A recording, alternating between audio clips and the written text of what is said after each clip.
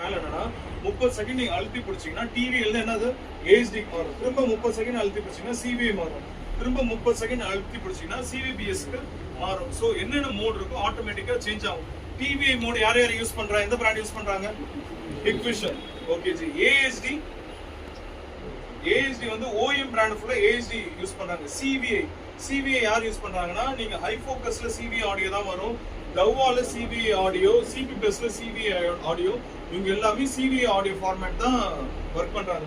இப்போ நீங்க திடீர்னு ஏதாவது ஒரு இல்ல மாத்தி நீங்க போட்டீங்கன்னா ஆடியோ வரலன்னா என்ன அர்த்தம்னா அந்த ஃபார்மேட் இதுக்கு என்ன ஆகல, செட் ஆகல. இங்க கூட 1-2 பேருக்கு அந்த இஷ்யூ வந்துச்சு. உங்களுக்கு அந்த இஷ்யூ வந்துச்சுன்னு நினைக்கிறேன். ஃபார்மேட் உங்களுக்கு வந்துச்சுன்னா அந்த ஃபார்மேட் கரெக்டா இருந்தா மட்டும் தான் என்ன கேமரால என்ன ஃபார்மேட்ல இருக்குன்னு எப்படி பார்க்க முடியும்? நம்ம 30 செகண்ட் கிளிக் பண்ணினாலே ஆமா அது மாறி ஸ்கிரீன்ல வரும்ஜி. அது எதுல மாறுது, டிவில மாறுதா CVAல மாறுதான்னு ஸ்கிரீன்ல என்னன்னா டிஸ்ப்ளே வந்து தெரியும். அதுல நடுவுல சென்டர்ல வந்து தெரியும் ஜி. நீங்க அப்படியே இதுல நீங்க கனெக்ட் பண்ணீங்கன்னா அப்படியே கிளிக் பண்ணி பாருங்க ஜி. யாருல கனெக்ட் பண்ணாலும் நீங்க கிளிக் பண்ணி பாருங்க. அதான் டிவில கனெக்ட் பண்ணீங்கன்னா அது 30 செகண்ட் அமுத்தி பாருங்க, அது ஆட்டோமேட்டிக்கா மாறும்.